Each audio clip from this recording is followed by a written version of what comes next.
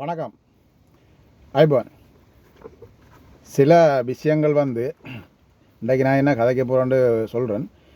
சில விஷயங்கள் நாங்கள் நினச்சி கொண்டிருக்கிறது எங்களுக்கு நாங்கள் பார்க்குறது, நாங்கள் கேட்குறது, நாங்கள் அறிகிறது தான் உண்மையான்னு சொல்லி சில விஷயங்களை நாங்கள் நினச்சி கொண்டிருப்போம்.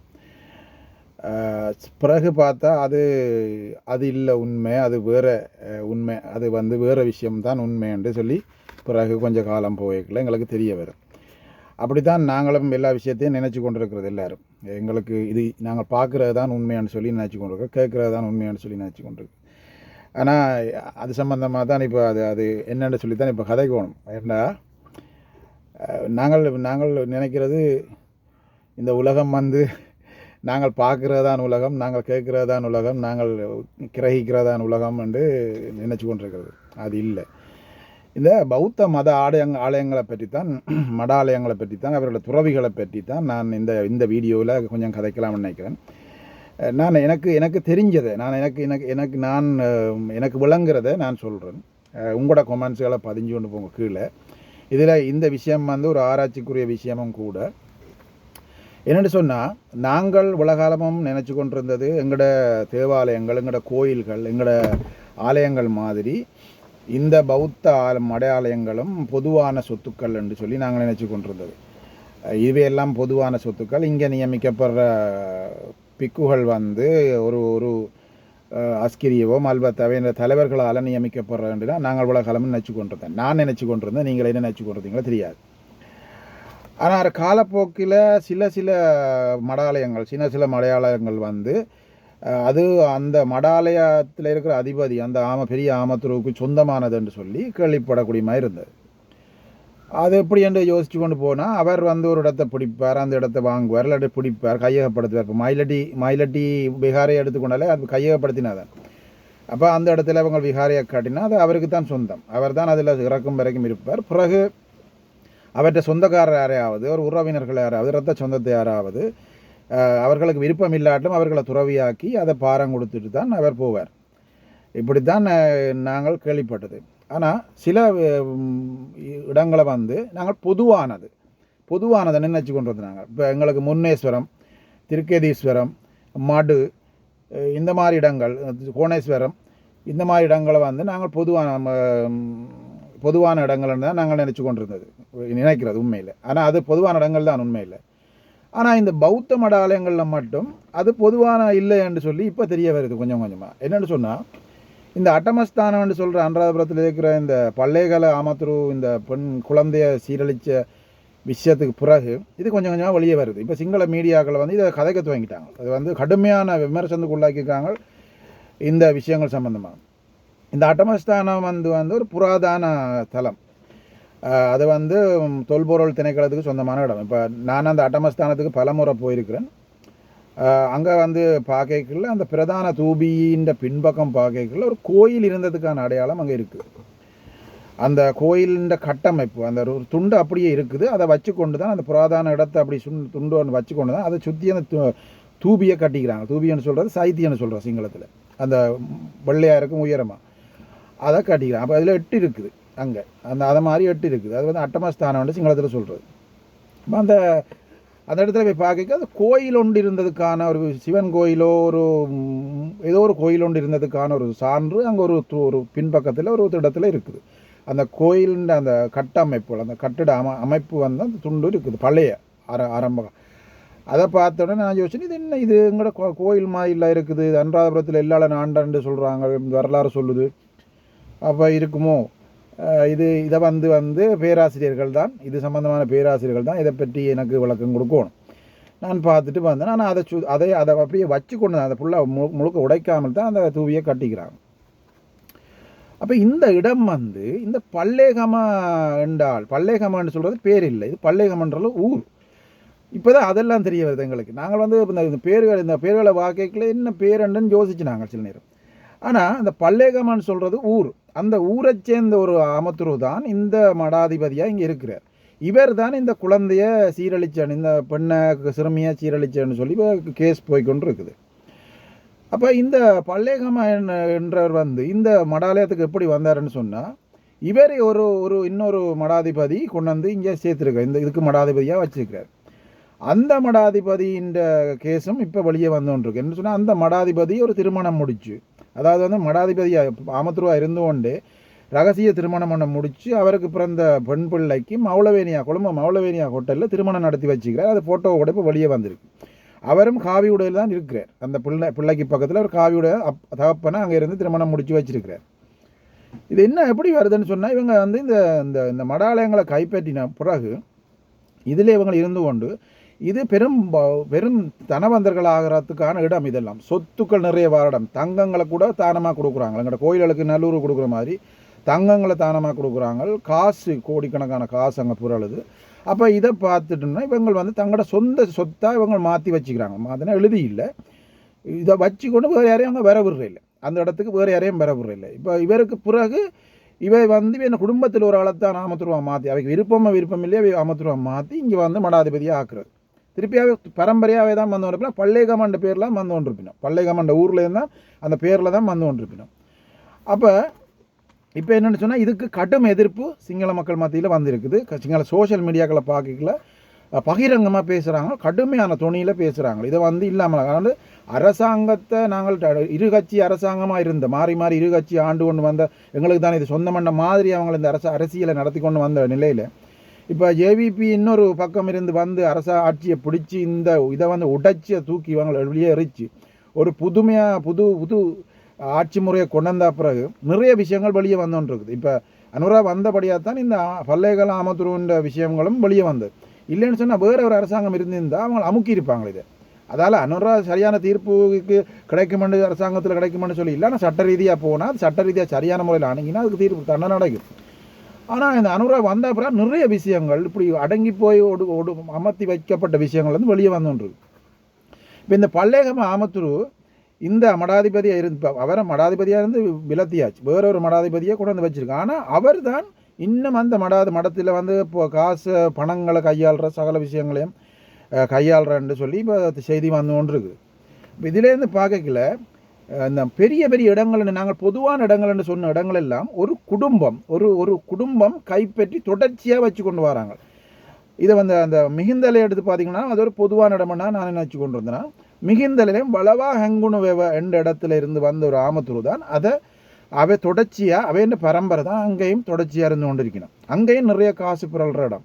மற்றது அஸ்கிரிய மல்வத்தைன்னு சொல்கிறது அந்த கண்டியில் இருக்கிற பீடங்கள். அவங்களும் வந்து அந்த அஸ்கிரிய மல்வத்தை அந்த ஊரை சேர்ந்து அந்த குடும்பங்களை சேர்ந்த ஆக்கெல்லாம் தொடர்ச்சியாக அந்த பீடங்களுக்கு வந்து கொண்டிருக்கிறாங்க. அப்போ இது வந்து இப்போ நாங்கள் இவ்வளோ காலம் நினச்சி கொண்டிருந்தது என்னென்னா இதெல்லாம் வந்து ஒரு பொதுவான இடம், இது ஒரு பொது மதஸ்தலம். இங்கே வந்து வந்து அப்பாயின்மெண்ட் பண்ணுறது கண்டி அஸ்கிரியவோ இல்லாட்டில் அமைச்சினாலோ ஏதோ ஒரு பக்கத்தால் நாங்கள் அப்பாயின்மெண்ட் பண்ணுறதா இந்த ஆமத்துருக்களை நினச்சி கொண்டு வந்தது. ஆனால் அது இல்லை உண்மை. இதே வந்து உடைக்கணும்னு சொல்லி தான் இப்போ சிங்கள மீடியாக்களை பேச துவங்கிக்கிறாங்க. இதையும் இல்லாமல் ஆக்கணும். ஒரு பொதுவான அமைச்சராலேயோ இல்லை அமைச்சினூடாவோ ஏதோ ஒரு வழியில் நிர்வகிக்கணும். இந்த பணங்கள் எல்லாம் அரசாங்கம் எடுக்கணும். இந்த இந்த இந்த இதில் இருக்கிற பணியாளர்கள் அதாவது வந்து ஆமத்துருக்களை வந்து மடாதிபதிகளை வந்து அரசாங்கம் நியமிக்கணும் என்ற கட்டத்துக்கு இப்போ பேச்சு எழும்பி இருக்கு. சிங்கள மக்களும் கண் விழிச்சிட்டாங்க. இப்போ என்ன சொன்னால் இவ்வளோ காலமும் இப்படியான மடாலயங்கள் எல்லாத்தையும் கையாண்டது வந்து ஒரு குடும்பம், ஒரு ஊரை சேர்ந்த ஆட்கள். அதுதான் நம்ம என்ன பேருக்கு பின்னால் அந்த ஊர் பேர் வருது. நாங்கள் இவ்வளோ காலம் என்ன சொன்னோம் அதுவாக என்ன பரம்பரை பேருன்னு சொல்லி இல்லை, அவை வளவா ஹெங்குணுங்க வேணுன்னு சொல்ல ஊர் உண்டு, பல்லேகமான்னு சொல்கிற ஊர் உண்டு, இப்படி எல்லா ஆமத்துருக்களை பாயங்கன்னு சொல்கிறது ஊர் உண்டு. அப்போ ஒவ்வொருத்தருக்கு பின்னாலேயும் அந்த ஊர் பேருக்கு ஞானசார கலக்கோட அத்தே ஞானசாரான்னு சொல்லி வருது, அதுவும் ஒரு ஊர் ஒன்றா கலக்கோடான்னு சொல்கிறது ஊர் உண்டு. அப்போ இந்த ஊர்களின் பேரைத்தான் இவைக்கு பின்னால் இருக்குது. இப்போ இந்த ஊர்களில் இந்த வந்தாக்கள் தாங்கள் நிர்வகிக்கிற மடாலயங்களை வேறு ஆளுகள் கொடுக்குறையில தொடர்ச்சியாக தங்களோட குடும்பங்களுக்குள்ளேயே இதை பகிர்ந்து கொண்டு இந்த சொத்துக்கள் வெளியே போகக்கூடாது, இந்த காசு வெளியே போகக்கூடாது, தாங்கள் செஞ்ச ஊழல்கள் வெளியே வந்துடக்கூடாது. அப்போ இதில் நிறைய பணம் பொருளுது. அப்போ கோடீஸ்வரி இவை வந்து ஆமத்துருக்களாக இருந்ததுக்கு இவைக்கு பின்னால் நிறைய திருமணம் ரகசிய திருமணங்கள் முடிச்சுக்கணும், ரகசியமான பொம்பளைகளை வச்சுக்கணும், லிக்கர் பாவிக்கணும், நிறைய வெளிநாடுகளுக்கு பயணம் செய்யணும். இப்போ இந்த பணங்களில் சுகபோகமாக வாழ்ந்துகிட்டு இருக்கிறோம். ஆனால் துறவரம் பேர் வந்து துறவரம் காவியோட எல்லாம் துறந்த முற்றும் துறந்தவர்கள் சொல்லி. ஆனால் இப்போ இது வந்து இப்போ சிங்கள தேசத்தில் வந்து இப்போ சிங்கள மீடியாக்கள் அதாவது மெயின் ஸ்க்ரீன் மீடியாவில் என்ன பேச துவங்கையில் சோஷியல் மீடியாக்கள் வந்து வெளிப்படையாக பேசுகிறாங்க. அவங்களுக்கு த்ரெட் வந்து கொண்டிருக்கு, அவங்களுக்கும் பிரச்சனை வந்து கொண்டிருக்கு. ஆனால் அவங்களுக்கு தெளிவாக பேசி கொண்டிருக்கிறாங்க இந்த கட்டமைப்பையும் உடைக்கணும்னு சொல்லி. இந்த அரசியலை எப்படி உடைச்சி வேறொரு ஆக்களை அரசாங்கத்துக்கு வந்தபடியாக தான் இன்றைக்கு நிறைய ஊழல் மோசடிகள் அம்பலமாகி கொண்டு போதவஸ்து ஆசாமிகள் வந்து வெளியே வந்து கொண்டிருக்கிறாங்க, பாதாள உலகங்கள் கைப்பற்ற. அப்போ இதே மாதிரி இந்த ஒவ்வொருவர் இந்த அரச நிர்வாகங்களுக்குள்ளேயும் இந்த மாதிரி இருக்குது. இப்போ அரச உயர் அதிகாரி இருக்கிறவர் அவர் நிறைய தங்களோட குடும்பங்கள் இருக்கிறார்கள் அரச உத்தியோகத்துக்கு அப்பாயின்மெண்ட் பண்ணுறது, இந்த மாதிரி விஷயங்களும் இருக்குது. அதே மாதிரி இந்த மடாலயங்களையும் இந்த மாதிரி விஷயங்களும் இதை வந்து உடைக்கணும். இதை வெளியே வேறு ஆக்களும் இதில் பங்கு பெற்றணும், வேறு ஆக்களும் இந்த மடாலயங்களுக்கு வரணுமென்ற ஒரு சிந்தனையை இப்போ சிங்கள மக்கள் மத்தியில் இப்போ வெளியே பேச துவங்கிக்கிறாங்க. இப்போ நாங்கள் இவ்வளோ காலம் நினைச்சு கொண்டிருந்தேன் என்னன்னு சொன்னால், இந்த மடாலயங்கள் எல்லாம் பொதுவானது, இந்த மடாதிபதிகள் எல்லாம் பிறகு இது பேர் இன்னொரு ஆள் வேறு அப்படின்னு நினச்சி கொண்டு இருந்தது. ஆனால் இவங்க சாகும் வரைக்கும் அதில் இருப்பாங்க. அதுக்கு பிறகு இவங்களோட குடும்பத்தில் ஒரு ஆள் தான் இந்த மடாலயங்களுக்கு வரதை இப்போ தெரிய வருது. இதில் வந்து இன்னொரு விஷயம் இருக்குன்னு சொன்னால், இவங்கள் இப்படி இருக்கிறது வந்து கடந்த கால ஆட்சியாளர்களுக்கும் தெரியும். கடந்த ஆட்சியாளர்களுக்கு தெரியும் இவை இப்படி வச்சிருக்கிறது, இது போல் இந்த பணங்கள் எல்லாம் சூறையாடுறது, இவை வந்து இவைக்கு அவைகிட்ட இருக்கிற அந்த ஆட்சியாளர்களையும் சிஐடி இருந்தது, புலனாய்வுத்துறை இருந்தது, எல்லாம் இருந்தது. அப்போ அவைக்கு தெரியும் இவைக்கு வந்து பொம்பளையால் இருக்குது, இவை வந்து இப்படி எல்லாம் இருக்கணும் எல்லாம் அவைக்கு தெரியும். ஆனால் அவையும் வந்து இவையை பயன்படுத்தினு சொன்னால் சிங்கள மக்களை ஏமாத்தி இவைண்ட ஆலயங்களுக்கு சென்று இவையிட்ட இந்த நூலை கட்டி இவைக்கு பரிசுகளை கொடுத்து வாகனங்களை பெர்மிட்டுகளை கொடுத்து இவையை பெரியாக்களை காட்டி இவையை தாங்கள் வணங்குற மாதிரியும் தாங்கள் உண்மையான பௌத்தர்கள் மாதிரி சிங்கள மக்களுக்கு காட்டி சிங்கள மக்களை ஏமாற்றி தங்களோட அரசியலை கொண்டு நடத்துகிறது தான் இங்கே தெரியுது. அதே நேரம் இந்த மடாதிபதிகளும் இந்த கடந்த கால சிங்கள அரசியல்வாதிகளை புகழ்ந்து போற்றி தங்களுக்கு பரிசு கொடுக்குறாக்களை புகழ்ந்து போற்றுறதும், தங்களை வெறுக்கிறாக்களை தங்கள்கிட்ட வராதாக்களை பேசுறதும். இப்போ அனுராக்கு நிறைய பிக்குமார் பேசுறதுக்கான காரணமாக தான் அவர் எல்லா இடமும் போகிற இல்லை. அவர் அஸ்கிரிய மல்வத்தப்படத்துக்கு தான் அநேகமாக போகிறவர். அப்போ அங்கே போகிறதால அதுதான் பெரிய இந்த இலங்கையில் உள்ள பௌத்தர்களுக்கெல்லாம் பெரிய மடாலயங்கள் உண்டு, அங்கே தான் போகிறது. ஆனபடியாக மற்ற மடாலயங்கள் இப்போ மிகுந்தலை வளவாகங்குன அந்த ஆமத்தூர் எல்லாரும் வந்து அனுராவை பேசுகிறதுக்கான காரணம் என்ன, மற்ற ஆமத்தூர் அனுரா ஞானசார போன்றவர்கள் அனுராவை பேசுறதுக்கான இவர் கணக்கெடுக்கிறீர்கள், இவர் போகிற இல்லை அப்படி. அப்போ அங்கே மட்டும்தான் பௌத்தர்கள் ஒரு பிரதான மடாலயத்துக்கு போகிறது, அவையே சந்திக்கிறது, தன்னோட விளக்கத்தை கொடுக்குறது, திரும்பி வாரது. அப்போ இவரை வந்து விமர்சிக்கிறாங்க காரணம் என்ன, இவர் மற்றவையை வந்து தூக்கி பிடிக்கிறார். ஆனால் மஹிந்த ராஜபக்சர், ரணில் விக்ரமசிங்க, சந்திரிகா, பிரேமதாஸ், அவங்க ஜேஆர் ஜெயவர்தன், அவங்களோட பண்டாரநாயக அவங்களோட காலத்தில் இருந்து இந்த மடாலயங்கள் எல்லாரையும் இவங்க தூக்கி பிடிக்கிறது, இவங்க செய்கிறது ஒன்றையும் கண்டுகொள்றையில் வெளியே சொல்கிறேன். ஏன்னா அவங்களுக்கு தேவை, இவங்களுக்கு தேவை. இப்படித்தான் இந்த நாட்டில் இவ்வளோ காலமும் இது ஒரு பெரிய மோசடி ஒன்று இப்படி போயிருக்கு. அப்போ இப்போ பார்க்கல நாங்கள் நினச்சி கொண்டது எங்களோட கோயில்கள் மாதிரி, எங்களோட மடு தேவாலயங்கள் மாதிரி இது எல்லாம் ஒரு பொது சொத்து. இதில் வந்து படித்து வாராக்களும் மற்றது அந்த அமைப்புகளால் கிறிஸ்தவ அமைப்புகளாலேயோ இந்து அமைப்புகளாலேயோ வைக்கிற சுவாமி மாதிரி தான் இங்கே இருக்கிறேன்னு நாங்கள் நினச்சி கொண்டு இருக்கிற மாதிரி இது இல்லை என்பது இப்போ தெரிய வருது. இப்போ இது வந்து குடும்ப சம்பந்தமான அமைப்பாக தான் இப்போ போய்கொண்டிருக்குது. நிறைய மடாலயங்கள் வந்து இலங்கையில் இருக்க புராதன மடாலயங்கள், இது புராதன மடாலயங்களை வந்து இவங்க கைப்பற்றி அந்த காலத்திலே கைப்பற்றி அந்த தொடர்ச்சியாக அந்த ஆக்களையே தொடர்ந்து வச்சு கொண்டு போய்கொண்டிருக்காங்க. இப்போ என்ன ஒரு விஷயம் என்னென்னா, அந்த திருமணம் முடிச்சேன்னு சொன்ன பிக்கு இது சம்பந்தமாக இப்போ பேச்சுக்கள் போய்கொண்டிருக்குது. அவரை கைது செய்யணும் பண்ண மாதிரியும் அவரை அந்த ஆடையை கலட்டி அந்த பிக்குக்கான ஆடையை கலட்டி போட்டு அந்த சியூருவை கலட்டி அவரை வீட்டுக்கு அனுப்பணும்னு சொல்லியும் இந்த சோஷியல் மீடியாவில் காய்ச்சி கொண்டிருக்காங்க. இதுக்கிடையில் இன்னொரு ஆமதுரை பற்றிய பெரிய தகவல் ஒன்று வழியாக இருக்குது. அதுக்கான ஆர்ப்பாட்டமும் செய்திருக்காங்க சிங்கள மக்கள்.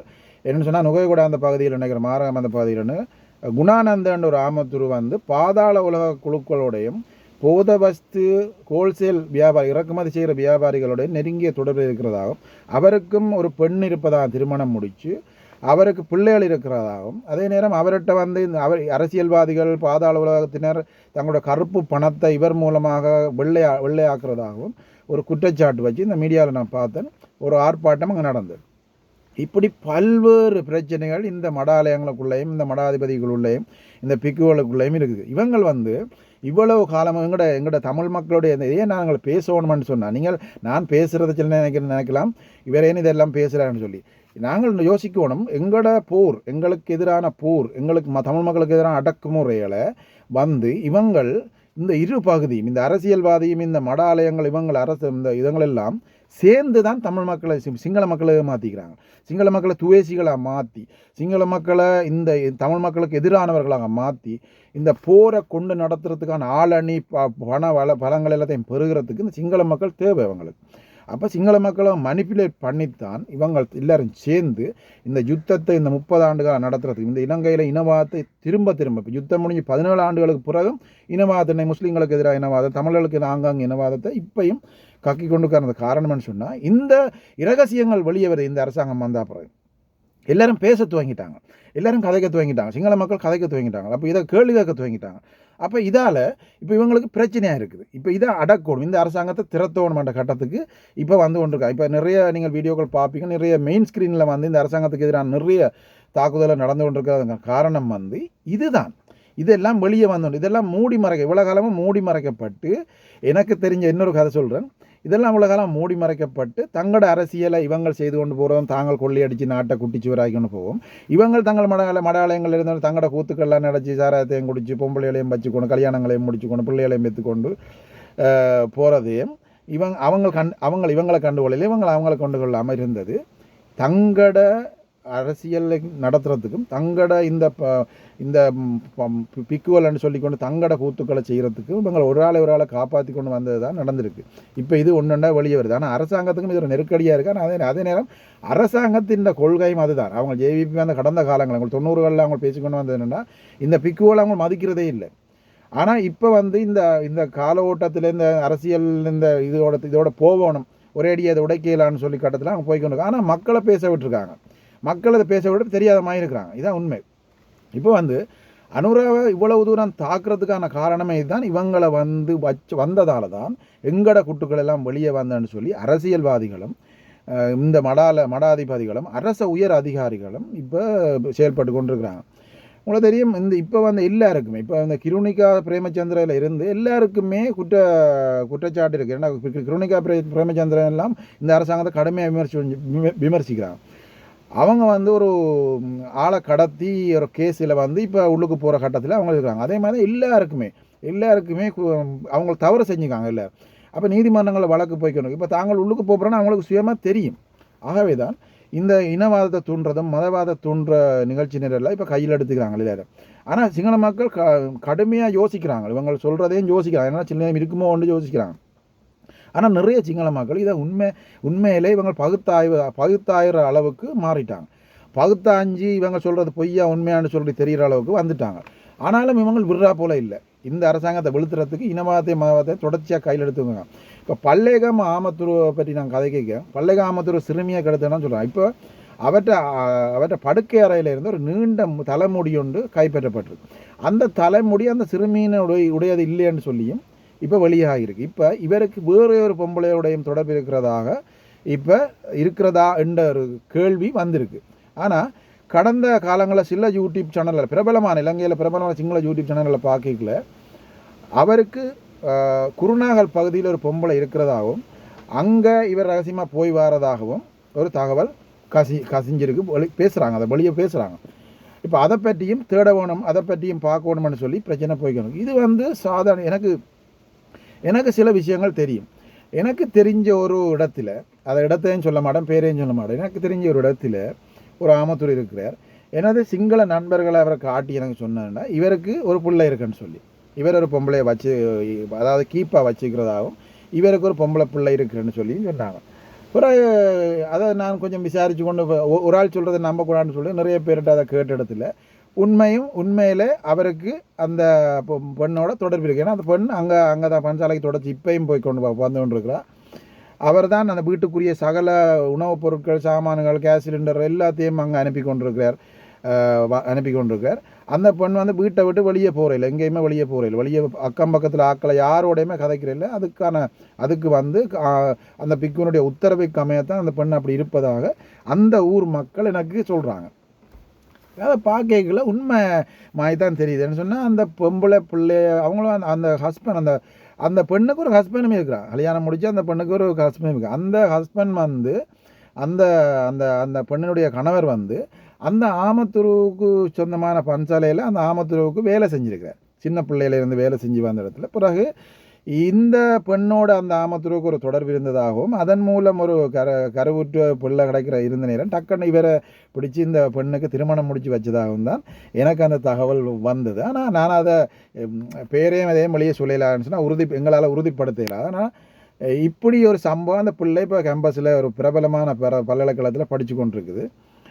அந்த பிள்ளைக்கு ஒரு முக்கியமான இடத்துல ஒரு காணி வாங்கி ஒரு பெரிய பில்டிங் வீடு பெரிய 2 மாடி வீடு கட்டி வச்சிருக்குது. அந்த பிள்ளை திருமணம் ஆகிக்கல அதை பரிசளிக்கிறதுக்குன்னு சொல்லி அதையும் எனக்கு அந்த ஊர் மக்கள்லாம் எனக்கு சொன்னாங்க. ஆனால் நினைக்கல எவ்வளோ தூரம் இந்த ஆமத்துருக்கள் எவ்வளோ தூரம் இந்த நாட்டு மக்கள் சிங்கள மக்கள் ஏமாத்துறாங்கன்னு சொல்லி பார்த்தா அதிசயமாக இருக்குது. ஆனால் ஆச்சரியமாக இருக்குது. என்னதுன்னா சிங்கள மக்களை தெரிஞ்சுக்கணும் வெளியே பேசலாம் இருக்காங்க. என்னென்னா பேசினா தங்களுக்கு தனிப்பட்ட ரீதியில் வழக்கு பிரச்சனை அது இதெல்லாம் வரும்னு சொல்லி வெளிப்படையாக பேசலாம் இருக்கிறாங்க. ஆனால் அவங்களுக்கு தெரியும் இந்த மாதிரிலாம் தெரியும். ஆனால் நல்ல பிக்குகளும் நல்ல ஆமத்துருக்களும் நிறைய பேர் இருக்கிறாங்க. அவங்களையும் எனக்கு தெரியும். நிறைய உண்மையிலேயே இந்த பௌத்த மதத்தை போற்றி வணங்கி அதை மக்களுக்கு கொண்டு போகிற ஆமத்தோடு நிறைய பேர் இருக்கிறாங்க. அதையும் எங்களுக்கு தெரியும். ஆனால் இப்படியான கொஞ்சம் பேர் சில பேர் இருக்கிறாங்க. ஆனால் இது நாங்கள் நினச்சி கொண்டிருக்க அதான் நான் முதல் ஆரம்பத்தில் சொன்னேன். நாங்கள் நினச்சி கொண்டிருந்த இதில் இப்போ இருக்கிறது நாங்கள் நினச்சி கொண்டிருந்தோம் இதெல்லாம் இப்படின்னு சொல்லி. ஆனால் இல்லை, அது வேறுன்னு சொல்லி இப்போ எங்களுக்கு கொஞ்சம் கொஞ்சமாக வெளியே வருது. இதோட உங்களோட கருத்துக்கள் என்ன? அதான் நான் ஏற்கனவே சொன்ன மாதிரி அந்த ருவன்வெளி சாயா அந்த அட்டமஸ்தான ருவன்வெளி சாயான்ற அந்த இடத்துல அந்த கோயில் அமைப்பில் ஒரு இருக்கக்கூடிய கட்டிடம் அந்த பின்னுக்கு இருக்குது. அது சம்மந்தமாக யாராவது இதை படித்த பேராசிரியர்கள் யாராவது இருந்தால் உங்களோட கருத்துக்களை இதில் பதிவிடுங்க. நான் பேசினதெல்லாம் தவறு இருந்தாலும் உங்களோட கருத்துக்களை பதிவு. ஏன்னா உங்களோட கருத்துக்கள் தான் நான் என்ன பேசுகிறேன், எது பேசக்கூடாது, பேச வேணும், இல்லாட என்ன மெருகேற்றத்துக்கு உதவியாக இருக்குது. நன்றி, வணக்கம்.